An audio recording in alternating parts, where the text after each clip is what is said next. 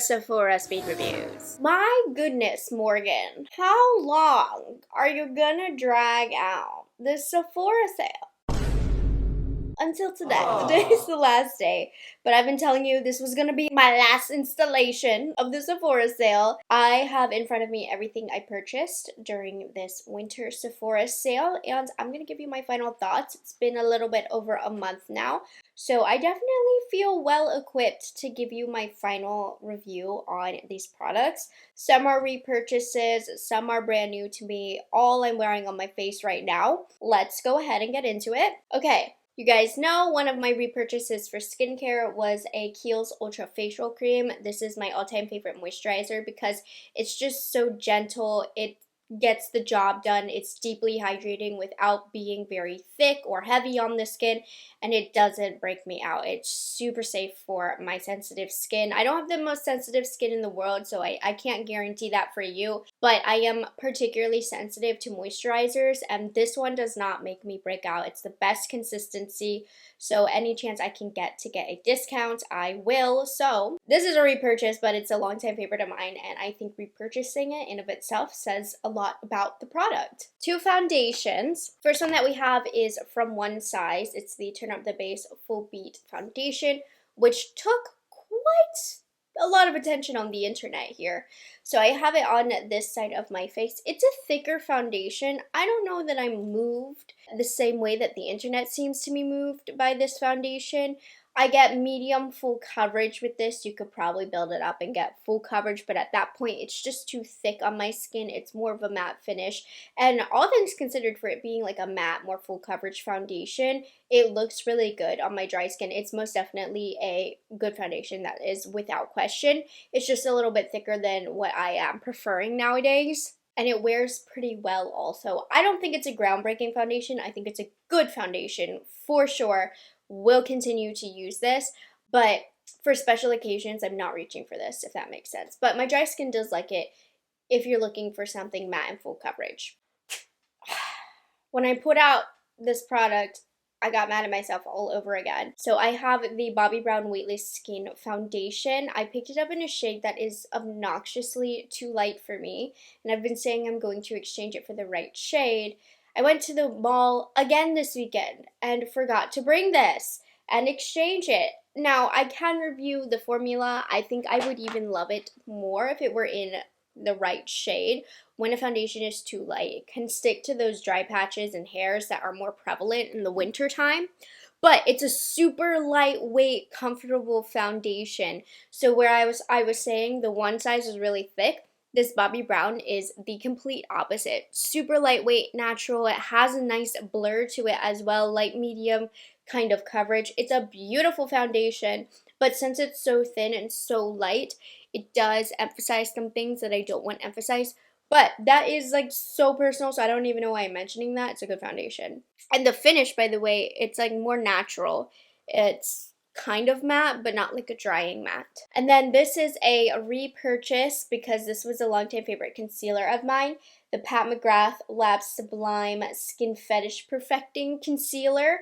Now, I picked up the shade L7, which was a new journey for me, and it's too yellow and too deep for me. So in the demo, I did go in with my Makeup Forever color corrector over top, just so my makeup wouldn't look obnoxious and my under eyes wouldn't look yellow. But I love this concealer. It's super thick, but in a good way. Still pretty hydrating. It does set down. It wears really well, so it doesn't crease too much throughout the day. And I have some hollowing on the under eyes, and I really feel like this fills it in. There's a reason why this was my favorite for years, and when I ran out of it last time, I didn't replenish it because it was at the time that so many new concealers were launching. It didn't make sense. Not that I'm the queen of underconsumption here, as we know, but I was like, it just doesn't make sense for me to repurchase it, so I finally did. I'm glad I did, but at the same time, I wish I would have got the shade that I was comfortable with. LM9 is my normal shade. The undertone is just so much better, even though it's darker in the range. That's the perfect tone on me. Another repurchase from Huda Beauty, but in a nude shade. So if you're a shade match of mine, I tried the Easy Bake Loose Setting Powder in Sugar Cookie, which is like almost white. Honestly, this wasn't as brightening as I thought it was going to be. It's still one of the best formulas on the market, so that doesn't change. It's super blurring. It's very lightweight. It's one of the best powders to set makeup with. This is my special occasion powder here. It didn't have as much pigment for some reason as I thought it was going to have. It definitely brightens more than like my pound cake that I normally use, but I don't know, I thought like my under eyes were going to be white, which is what I was looking for darker concealer days, and it didn't do that. But it's still an amazing powder. It still does brighten. I got a new tool, and it's very rare for me to purchase brushes because I am set. I have my favorite brands. They got it covered. They got every shape I need. But Patrick Ta, they had a shape I needed, and I actually do quite enjoy Patrick Ta brushes. So I got the 4 Contour 3 brush. I talked about this yesterday in my monthly favorites, so I'm not going to go too into depth. It has like a pinched top here that's angled that is amazing for going down the nose and carving that out, and then I'll use the blender brush side of it to just kind of blend it out, or sometimes I'll set with powder using this brush because it gives more of a diffused effect on the face. Yeah, just a really unique brushes. I read that a lot of Korean brands have brushes shaped like these. I haven't come across them. I've only saw what Patrick Ta had to give, and I love it. I love how soft his bristles are. If you struggle with nose contour, I think this is a great tool because my nose towards the bottom is naturally more rounded, so nose contouring can be a little bit more difficult. This really allows me to draw the shape and not go along with the roundness of my nose, which sometimes can make it look a little wonky. So, great tool. Okay, I picked up 2 NARS cheek products. I picked up their annual holiday palette. So this is the Pure Luxury Light Reflecting Cheek and Eye Palette. They came out with 2. One was for deeper complexions. Obviously, I picked up the one for lighter complexions. And this was one where when I bought it, I knew I didn't need it, but the energy, the air of the Sephora sale came over me, and I just purchase these every year anyways. It's an okay palette. It's not their best work. Honestly, you don't need it. But it's still nice.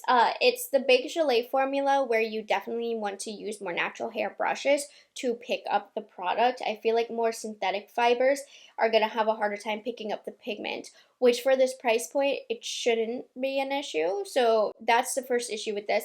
But I've got the right tools. I use the right tools with this. I like the color of this bronzer. It's really natural. This highlight, very natural, very modern day highlight. Not too beaming, not to the gods. And the blushes are fine. Again, a natural hair brush is going to do you best to get the best application for this. But NARS has had better. I think there's better cheek palettes out there. While I'm happy to support NARS and I don't regret purchasing this, it's not really worth the money. And then this one is a pure disappointment from NARS here. And I thought I was doing a good thing when I bought this. So NARS recently reformulated and repackaged their blushes. And I did a video a couple months ago where I needed the NARS Orgasm blush. And I didn't have it. So I purchased it in the new reformulation and repackaging. And this is like not good at all. It is glittery. Now I do have it on my cheeks. Like at face value here, this is a pretty subtle wearable blush, but this is so different from the Orgasm that I remember. I just remember it being more corally and hot. Like this is pale and glittery. The gold glitters are just too much. I do not recommend this blush. This is not worth the hype that it's been getting since I was alive. They changed it, and not in a good way. I did see on their website they were having 50% off the old reformulation. Get that and for 50% off if you really love the shade, because this is awful. Especially for the reputation that they have. I'm taking it and I'm stomping on it because of the reputation that they have. Why would they do that? Why would they make that blush like this? And we know like NARS is a highly regarded brand. Not me getting mad right now, but NARS is a highly regarded brand. I put a lot of trust in them and I think they have some of the best products. I think they're one of the most trustworthy brands. But whatever they did with this Orgasm blush, they need to be stopped. Like, I don't know what went on here. Anyways, moving on, I actually picked up 2 of these restocks. I've probably been through like 8 tubes at this point of the Rare Beauty Flexible Lift Brow Gel. Just simply the best brow gel on the market, period. My brows last all day with this. This gives them volume. The way that the bristles work, they really separate each hair so it makes your brows look thicker than they are. anything I could want in a brow gel, this gives it to me. And it actually has simplified my brow routine because I put this down first before my brow pencil, and I noticed that this does such a good job of shaping and separating the brow hairs that I have to do very minimal brow pencil work when I use this. Just saying, it's a lot easier. I kind of went a little ham with the Kulfi eye stuff, but I couldn't help myself. It's my latest hyperfixation in the makeup industry. So their Zari Eyes eyeshadows are this interesting gel formulation, almost like jelly, that dries down like powder on the eye. So I bought two individual ones. So Shamak Chalo. This is the one that I'm wearing right now. Obviously now I do have a glitter topper on, so it's not that glittery on the eyes. It's more smooth. But this is like a hidden gem of a shade. This greenish, almost chartreuse shade. I guess it is chartreuse shade in the summer is stunning on the lid. Surprisingly wearable. Like, I love this eyeshadow color that I have on right now. And then I also picked up Sephora Sparkles, which is like a really pretty rosy shade. This one has a little bit more glimmer, whereas this shade on my eyelid is a little bit more smooth. These do not budge. They do not crease. They last all day, despite them being this like thick jelly kind of texture. They're super thin on the eyelids and they last all day. They're one of the best gel pot eyeshadows out there on the market. It wasn't just those two that I got. They also had a holiday set that called out to me that I didn't even know I wanted, and then I went into the store and I said I had to have this. This is the You're an Icon set. So it's $35, and in it you get a Kulfi underline Kajal eyeliner. This is fine. It's nothing to write home about. I have it on my upper lash line today. It has a decent wear time. It's pretty easy to work out. Nothing groundbreaking. Like, I wouldn't go out of my way to repurchase this, but it's good enough to wear if it's sitting in front of me. I'll grab for it without any issue. But the reason that this called to me is because it has another Zari Eyes eyeshadow in the shade Stardust, which is a champagne. This one's a little bit more smooth, and this was limited edition for this set, and it's such a beautiful, wearable, versatile color that I had to get it. So this one I went into the store not knowing I wanted, but sometimes you gotta go in person so that the items can tell you what you need, and I needed this. Okay, I didn't actually pick this up during the sale, but I picked it up around the same time. I got it from the Patrick Ta website, but these are a Sephora product, baby. And they went viral. They're quite infamous, honestly. The Patrick Ta Major Dimension Eye Illusion Eyeshadow Duos. These have been in my collection for a month now. Sitting in my speed review drawer right in front of me every day. I reached for these often. And the reason that people were really put off by these is because they were very pricey for two eyeshadows, only getting two. And people felt that the finishes just weren't worth it. Now, this one's pretty mixed. Here's my review. I want to be sensitive to the fact that, like, these are very expensive. It's definitely like a sticker shock, as I've been saying. But just as somebody who's very familiar with the luxury eyeshadow market, no stranger to spending a lot of money on an eyeshadow because this is my job, these are good. They are pricey, but they're very good. You don't get any fallout with them. And I think people were underwhelmed by what they saw because the marketing of Patrick Ta had all the lights, making all the glitters really reflective. If you want that look, the closest one you're going to get to that is with We Need Better Lighting. There's inconsistencies, and not bad inconsistencies, but inconsistencies in the glitter based on the shade. We Need Better Lighting is going to be the most glittery one. That's probably going to be the most worthwhile one if you're looking for glittery shadows. But for what these are, they are very, very good quality. If you don't want to spend the money, you definitely don't have to. Yeah, that's up to your own choice there. But they're very good. I've enjoyed my time using them. I wore them on Thanksgiving. My mom looked at me and she was like, "That's beautiful. What's on your eyes?" And I was like, "It's Patrick Ta." So they're gorgeous. I also have talked about these yesterday, actually. The ABH palettes. I picked up both of these. These were like the first items I added to my cart. I'd had my eye on these holiday palettes. Of course, Sugar is my favorite. It's the most pleasing to my eye, and I've created a couple looks that like were my favorite that I've created in a while now. The Sugar Plum Fairy Vibe. These colors go so well together. It's a good transition into spring as well. But the Spice palette is what shocked me. I thought that this was boring. I almost didn't pick it up. I was like, I do not need this.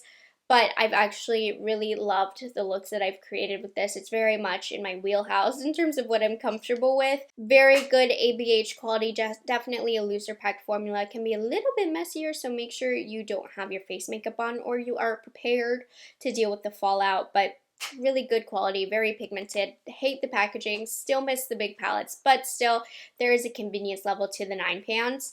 Love these. I think that these are fantastic. I've been using this a lot, and I think that in of itself speaks to the most truth about this is, did I actually use it? And I used them, yes. I also picked this up because I know it's crazy. I've never tried the Moon Dust eyeshadows from Urban Decay, so I thought this was the perfect first soiree into the formula. We have the Moon Dust palette that they launched for the holidays. Right now, the glimmers on my eyes is by far the most used shade for me in this palette. Space Cowboy Rides again, which is this one right here. We have a couple different finishes here.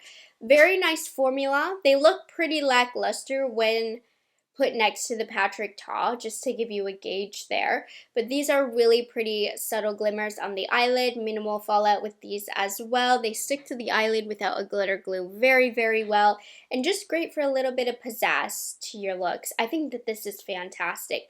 If you are very simple when it comes to your eyeshadow routine, but you just sometimes want a little statement color, this is really great. I've enjoyed this a lot. And these little guys individually are quite pricey. I think that the price point for this quad was very fair. So I'm very, very happy that I picked this up and I could finally try that formula. It's very nice. I've been talking about this nonstop because, to be frank, it does wonders for my lashes. This is a classic Shiseido eyelash curler. It's a little bit more flat, so for my face shape, it just helps me get to the base of the lash, the root of the lash. So when you can curl as close to the root as possible, then it makes your lashes so much more visible on the face, especially if you're like me with really straight eyelashes that are pretty thin.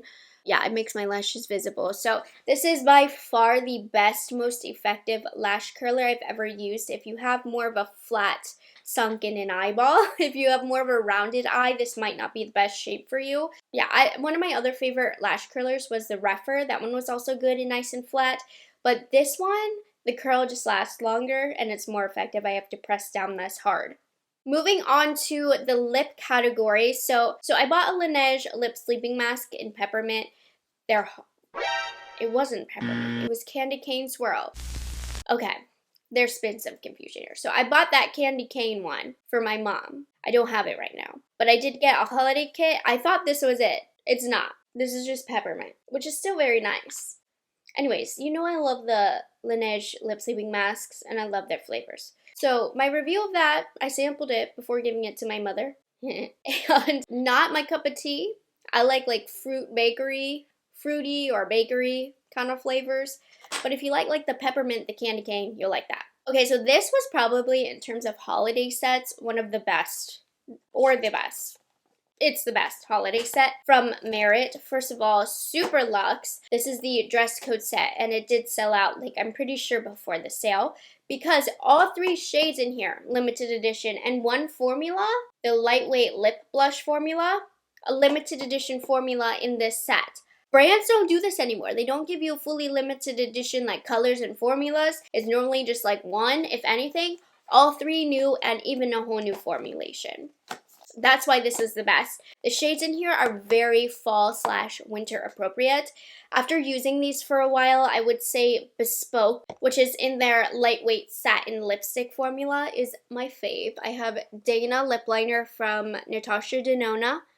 And then this, which is the sheer level of coverage here, so you can still see my lip color underneath. Tell me this isn't the perfect, like, not too bold fall lip color. So this one has been my favorite, but the other 2 are gorgeous as well. Du Jour, which is that new blush formula, is quite wearable. And then Black Tie is going to be that deep fall red lip, holiday red lip, I guess we're in now. It's beautiful. And I love this formula. If you're not familiar with my channel, I've always talked about how Merit, I don't want to say has the most underrated formula, but it's not highly rated enough, in my opinion. One of my favorites. Okay, and then the other lip set that I got was from Ilia. This is the Deep Beauty Lip Sketch Trio, and I picked this up because I really like this formula. I had bought one individually, and the color that I had was not in this kit, so I thought this was the perfect way to extend the range that I had. So you get Earthen, Pink Door, and Rhyme, and I don't believe any of these are limited edition. They all existed in the line, which I just talked about how, yeah, that is. But luckily, I didn't have any of these colors. I just like the pencil application. These can be a little bit dry on the lips, so definitely prep with a lip mask beforehand. But they last such a long time. They're super thin in your purse. Very easy to apply to a smaller lip, but obviously it fits all lip shapes, but in particular are very good for small lips. It definitely sets down, it's matte. It can be dry, as I said before, but I've just really enjoyed this formula and this style of product.